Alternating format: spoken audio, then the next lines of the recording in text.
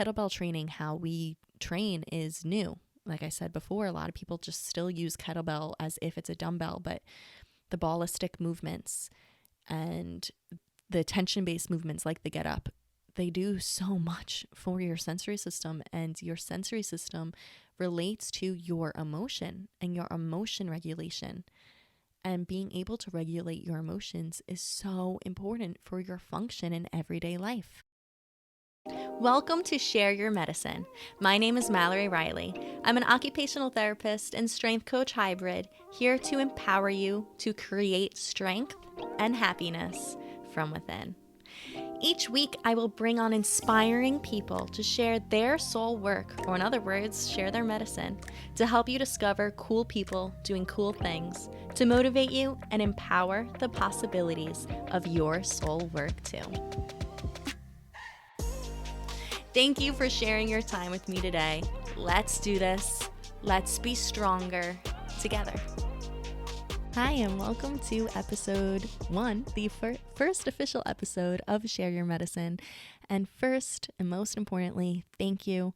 I am blown away by the kind words and feedback that I received after I launched the trailer episode last week, what it means to share your medicine. As a thank you to you, as a token of my gratitude, I made you something. I wrote an ebook. It's called Kettlebell Basics, Bodyweight Movements You Need to Know to Master Your Kettlebell Practice. You could get it right on MalloryRiley.com.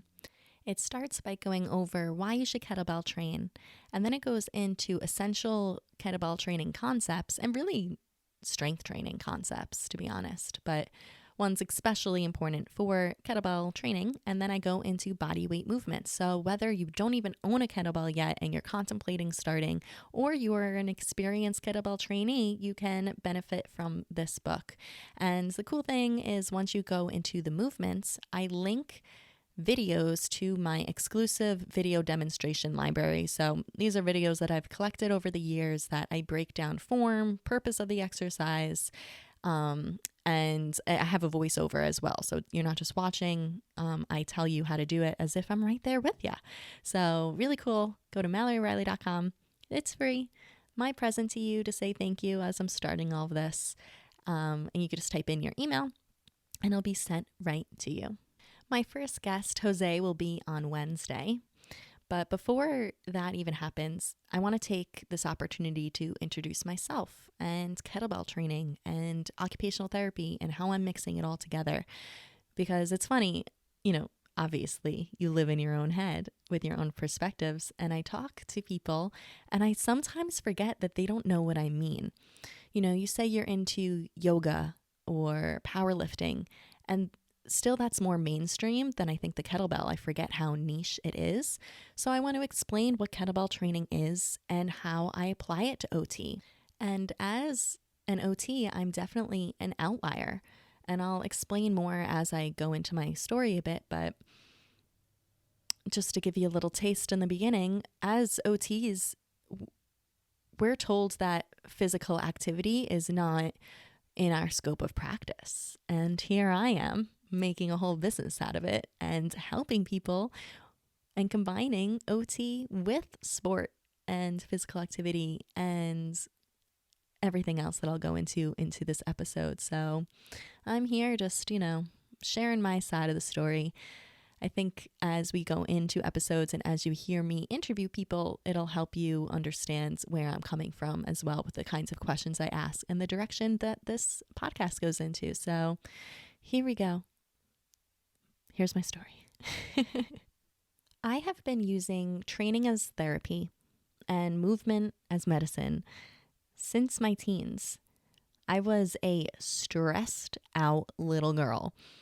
Even when I was really little, I always had OCD tendencies and was seeking control just as my natural temperament. I mean, I had a lot of fun. I've always been a lot of fun. I've loved games, like I said in the trailer episode, but I was always seeking that control. And when I was 8, my parents divorced and I moved around a lot and experienced a lot of death and loss in a relatively short period of time. And because of all that, I never really felt like I knew where I belonged. And I had a lot of feelings. And what I found was that moving was a release. It made me feel better and helped me self-regulate. I discovered even at 14 that if I ran around the block before getting ready for school, I felt better. I never committed to any sport long enough to be a good athlete, but even without that, I knew I had to move often on my own. And I strongly believe that you cannot separate the mind and the body if you want to live a high quality life. A life where you're feeling good day by day and can be focused and be you. So much so that I created a whole career out of empowering people to make that connection themselves, that mind-body connection. Once you make that connection, I'm telling you, everything changes. Training consistently is a catalyst to a better life, a life where you have self-awareness, discipline, confidence, and humility. Now, why the kettlebell? Like I said before, it may seem cultish, but I like to think of it as more of a soul tribe. The kettlebell community has figured out that you can build a really strong and resilient body and mind with this inexpensive, indestructible, and efficient tool. You can rely on kettlebell training because you can use it anywhere, anytime, once you have the skills down.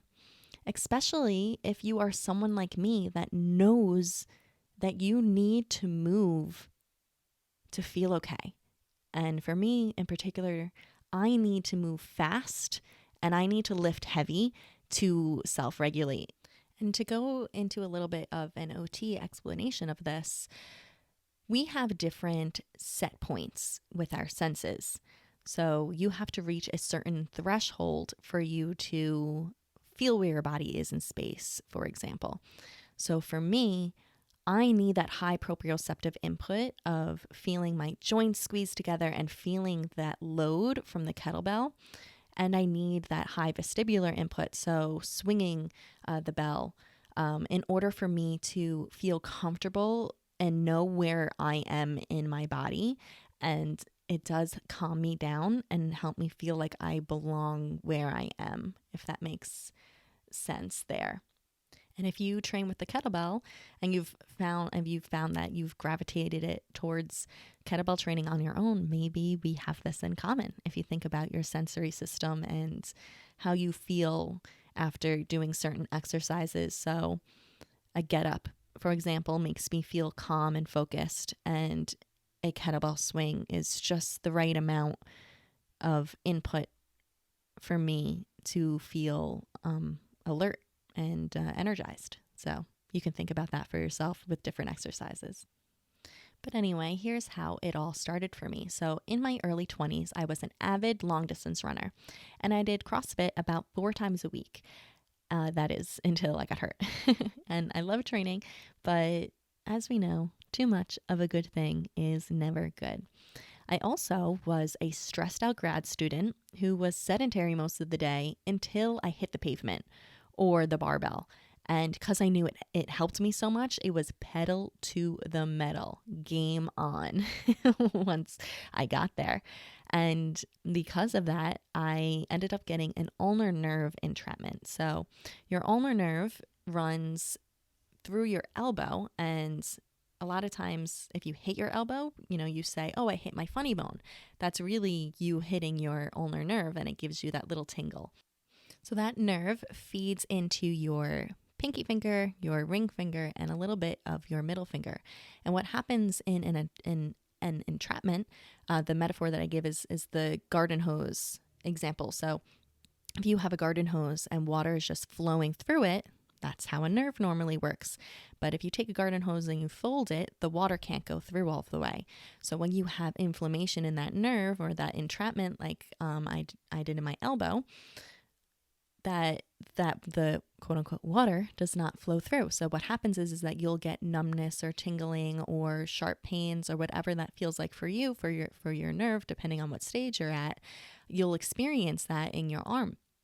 So as you can imagine, when you're working out and you're trying to do pull-ups and when you're trying to thrust a barbell over your head, it makes it a little scary if your hand goes numb. So that's what happened there. And then in my feet, I had plantar fasciitis in both feet. So that is inflammation of the fascia that attaches to your Achilles tendon. And I also kept on getting stress fractures. So I know that those injuries were because I was putting my body under high volumes of stress that mechanically it was not ready to handle.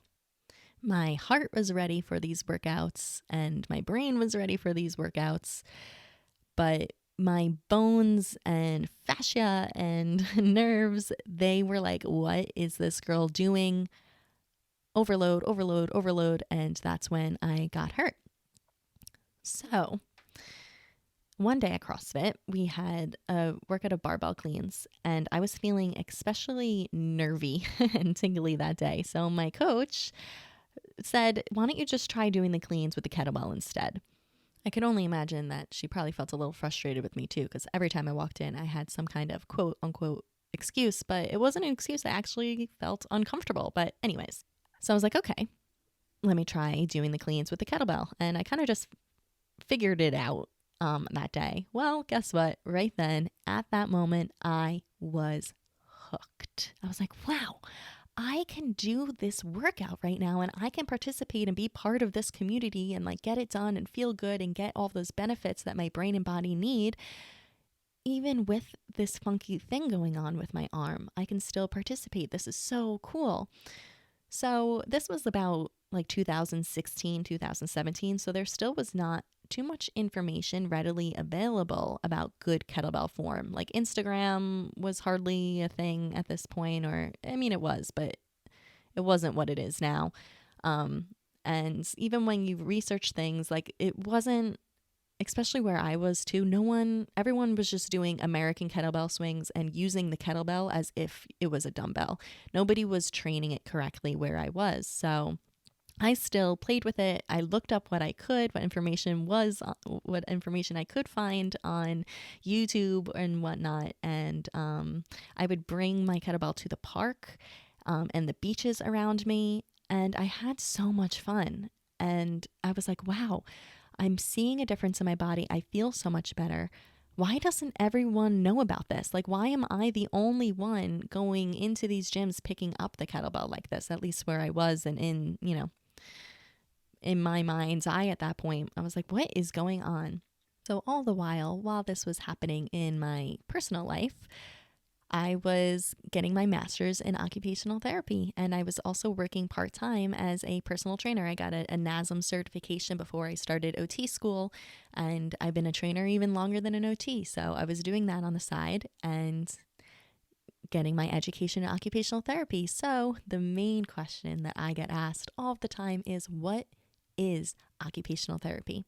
Valid question, because I find a lot of people don't know what OT is unless either they themselves or a loved one has needed an OT, which I guess is kind of cool, but also the whole world should know what OT is.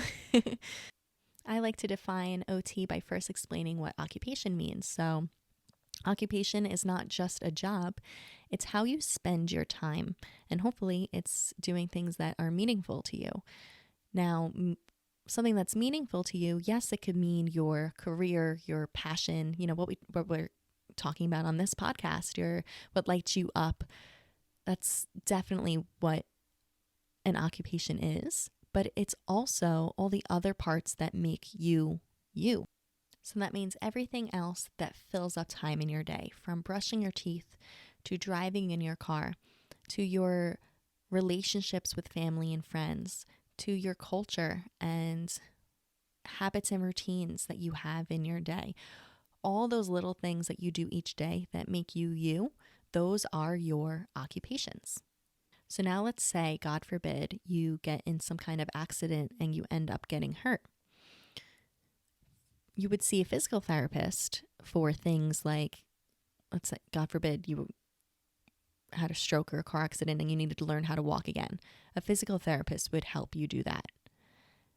Let's say you didn't know, you couldn't speak and you needed to learn how to talk again or how to eat again, you'd see a speech pathologist for that, for engaging in those activities. So once you see the PT and you're able to walk into the bathroom, the OT then helps you with engaging in those activities once you're there. So brushing your teeth, going to the bathroom, getting dressed, driving a car, managing your medication, making a phone call, looking something up online, learning how to ride the bus.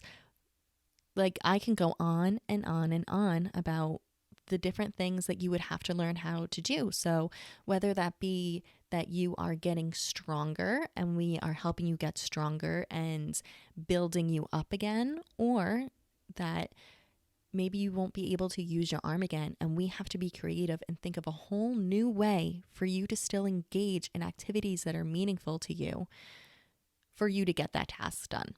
So the really beautiful thing about OT is that you have the opportunity to work with people of any age, and there are so many different practice settings that you can go into. So some OTs work in schools, hospitals, outpatient, and then there are so many specialties that OTs go into. So did you know that OTs can be driving rehab specialists? So if, let's just say, you had a stroke or amputation, how do you keep your independence and drive? Well, you can work with an OT who specializes in helping adapt the car so that you can drive.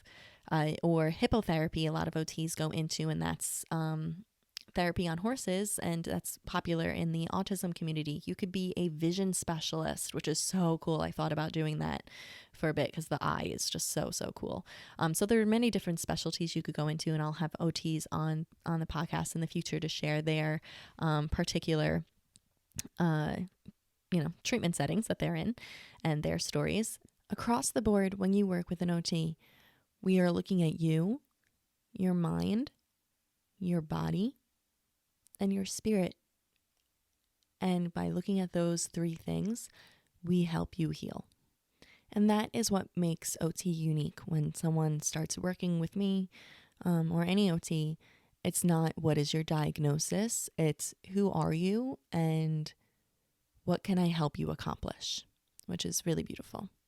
Personally, in school, I worked a lot in mental health settings. So I worked with kids who experienced a lot of trauma and had a lot of behavioral issues so that they couldn't live at home and they had to live at the school that they went to. And that was an amazing experience.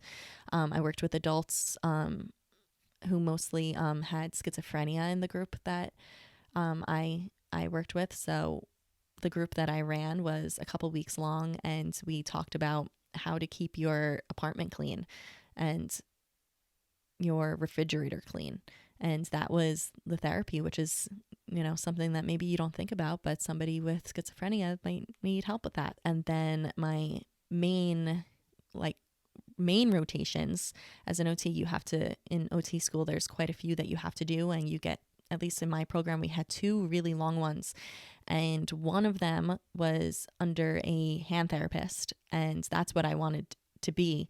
I was in OT school to do hand therapy. So that was so amazing and opened my eyes to healing so much, because hand therapy is so intimate. Like, imagine if you can't use your hands, but also when you're doing the thing, when you are a hand therapist, you're literally holding somebody's hand the whole session, and it's really beautiful and really cool because you're making custom orthotics. So like a splint somebody has, you make them custom. So I did a project with somebody. It was this cute old man, and he used to always write notes to his wife, and he came in and he was so upset because he had really bad arthritis and he couldn't write, and I made him an orthotic that he can use to hold a pencil and write. So things like that. Like that's what OT is. So I really loved hand therapy. And then my next one was with physical rehab, and this guy was he it's interesting, this experience, because he was an OT, but he worked with the whole body. And I think a lot of OTs would criticize the work that he did and would be like, wait, you're an OT doing PT's work. It wasn't always occupation based, but that experience was cool because he ended up giving me all the hand therapy people. So people with, shoulders, elbows, and hand injuries. He was like, okay, well, all the back patients I'll take and you can, watch, but I'll give you all the hand patients. So that was a really cool experience too. And it helped me really connect the whole body more, because as an OT, you've probably even heard, if you know about OT, that we go a lot into the upper body and we don't really go into the lower body that much. For example, I never learned about the foot until I became a kettlebell coach, and we'll talk about that more in the future, and how important the foot is to movement. So just an example. But anyway, so now you're probably like, great story, Mal. How does it connect to kettlebells? Okay, here's how. I promise it all connects. So my program was 3 years long. So the second I graduated, I was like, get me out of here. And I, within a month, I took my boards, passed them, and got a job in Manhattan and moved to the city. And the job I got was with an agency that part of my time, I was in skilled nursing facilities, and part of my time I was in schools. I couldn't get a hand therapy job to start because it's really competitive, and it's uncommon that somebody right out of school can get a hand therapy job. So I knew that was something I would have to work on while I was working. So anyway, here's the thing. Nothing will make you appreciate your body and what you're capable of more than when you are spending your whole day with people in a skilled nursing facility.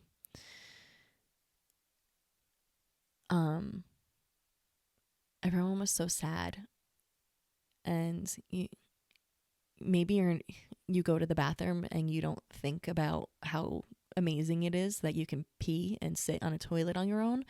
Let me tell you, it's amazing that you can pee and sit on a toilet on your own, and never take those things for granted. I had a really hard time in the skilled nursing facilities, but my productivity rate was not good because I would meet these people and I would just want to listen to their life stories. And if you know anything about working in hospitals or in these skilled nursing facilities, you need like a 95% productivity rate, and that was not me. So I felt really drained and stressed out, not physically, not what I was doing, and I loved the work I was doing, but it was a hard practice setting for me to be in. So all the while, I was also still a personal trainer part-time, and I asked my agency to give me more hours in the school and less hours in the skilled nursing facility, just because I was like, there's no way. I'm just starting my career and I already feel burnt out. So I never thought I was going to work with kids. I was the person in school that, it's funny in OT school, because it's like, at least in my program, it's like half of the people want to be in pediatrics and then the other half want to be in a hospital. And I was like, get me to outpatient hand therapy, and that is my place. But when I started working with the kids, I really loved it. Your whole job as an OT when you're in the school is, how do you help this kid get the most out of their school experience, and how can they learn and participate in school? Because that's a kid's job. They have two, is to play and to go to school, right? So working with the kids ended up being a light bulb moment for me. Think back to the beginning of this episode. I shared how movement was medicine for me, and how moving helped me feel calm, but also helped energize me and helped me self-regulate. Well, guess what? As an OT in schools, that's what you're doing. A lot of the times you get a kid and you have to create something called a sensory diet. So just like you have a normal food diet, you have certain carbs and proteins and micronutrients that you need to eat in order to function and live and think. You have the same thing for your sensory system. So you need different tactile inputs, those proprioceptive and kinesthetic and everything. All of those inputs that you get in your sensory system, everyone has a certain set point that they need to be at in order to feel focused or to feel that calm. And that's what you're doing with the kids is helping them create that so that they can learn. And I'm like, this really never goes away. Because even though I figured that out, as a kid on my own, as many people do, I still use that now. And as a coach, I incorporate that. So for example, if I'm working with a client and they're really stressed out, I gauge their sensory needs. I mean, if there's other OTs listening, there is no test that I'm giving for a client right now that, is like a standardized thing and I'm putting them on a plan. It's more so just I'm training them as a trainer, and the client doesn't even know that I'm giving them these things, but I shape a client's session to help them go from, whatever state they come. A lot of, people sign on and they're stressed from their workday or whatever. And some people, they log on and I'm like, oh, we got to get kettlebell swinging. And other people, they log on and I'm like, oh, let's get into arm bars and get ups. And that's what they need that day. And what I've learned as an OT has really shaped me as a coach. So I use kettlebells as medicine for 2 reasons.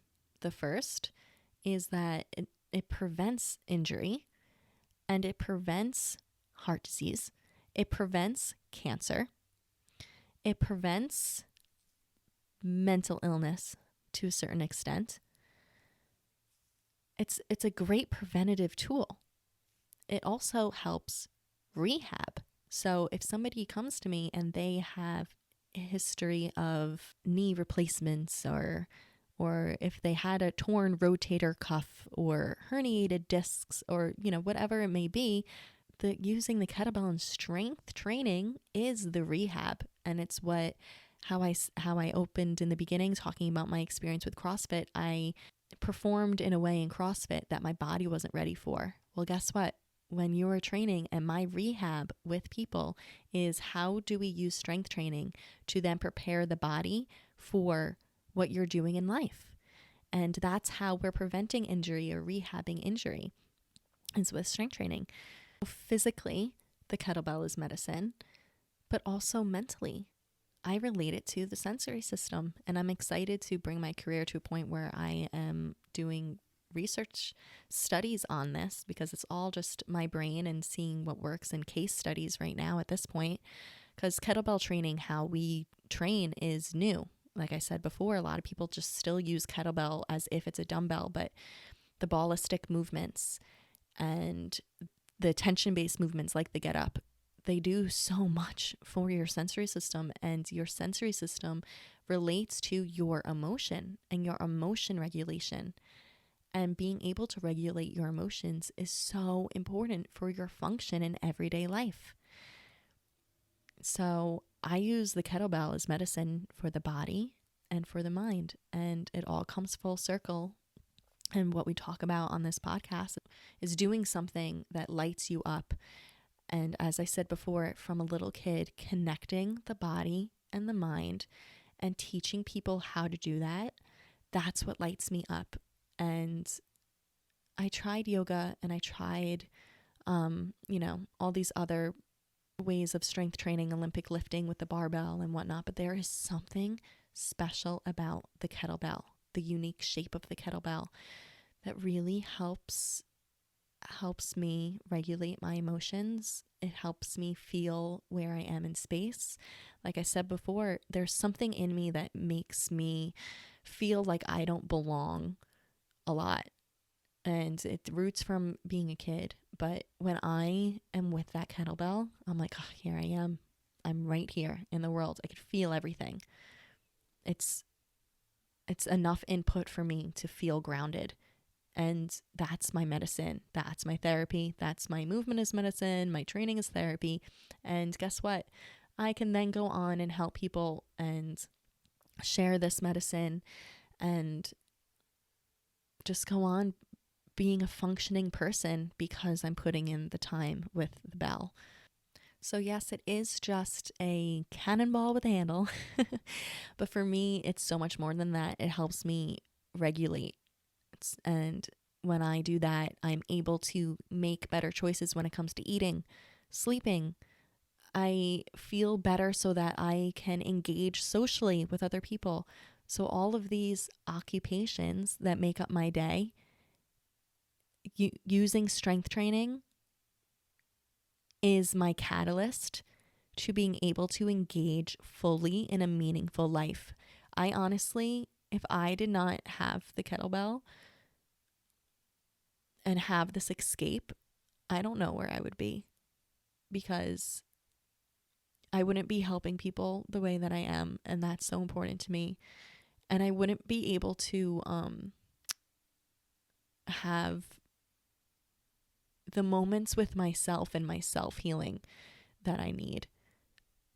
The kettlebell really helps you become self-aware, and it helps you be mindful.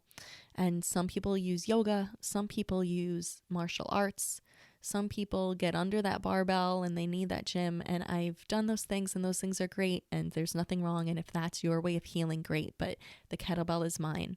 And if you are listening to this and you're like, I've tried those things and they don't work for me too, try the kettlebell. Because at the end of the day, all we have to do in life is find these little pieces of light and hang on to them, and then that light spreads all around. So that's my story. Got a little emotional at the end there, but I mean, we only get this one life to live, and if you find something, stick with it, you know. So ending episode 1 here. If you've made it this long, thank you for listening. I kind of wanted to come on this and just talk from the heart. So sorry if I rambled a little bit, but I wanted to explain where I'm coming from. And if you are interested in kettlebell training, remember, if you go to MalloryRiley.com, you could get kettlebell basics for free on there. You just type in your email and it will be sent right to you. If you are interested in hiring a coach, kettlebell training is something that, sure, you can log on to Instagram and check people out or go onto YouTube. But if you really want to learn the kettlebell, you need a coach. I didn't share all of this part of my journey, but the second that I wanted to learn kettlebells and I got over that kind of contemplation, am I going to make this part of my practice, I hired a coach straight away, and I have been working with other coaches ever since, as I have been progressing my own skill. So that's really important. So whether it's me or somebody else, always connect. I always say you got to connect with whoever you relate to the most. So if it's me, great. I'd love to help you. I have one-on-one sessions, and I also, on April 19th, that third week in April, I'm releasing a kettlebell program. It's all through an app online. And if you are interested in programming, I'm also relating OT into a little bit too. We're going to have times to meditate together and really talk about nutrition and sleeping habits. And it's programming for the kettlebell, but I'm going to set you up to think about all these other habits and occupations you have in your life too, and make sure that you are engaging in what is meaningful to you and letting kettlebell be your catalyst there. So so that's April 19th. In summary, free ebook. You could work with me one-on-one, and I have my program releasing mid-April. If you are a gym owner, I am doing workshops now as well. So I have one in Wisconsin, April, what date is that? April 17th. So it's that weekend. So if you guys are listening, I'm excited to see you then. And I'll give you my whole spin on training. So that'll be really fun. But thank you again. As always, if you think strong, if you act strong, then you are strong. I hope you enjoy your day, and I will talk to you next time. Thank you for sharing your time with me today on the Share Your Medicine podcast. If you enjoyed and if this episode helped you, please share it with a friend, share it on your Instagram, and make sure to tag me to say hello. It will help the Share Your Medicine podcast grow, connecting more people to their soul tribes. Also, leave a review if you feel so moved. Tell me honestly what you think and what you would like to hear more of. Thank you, enjoy your day, and as always, if you think strong, if you act strong, you are strong.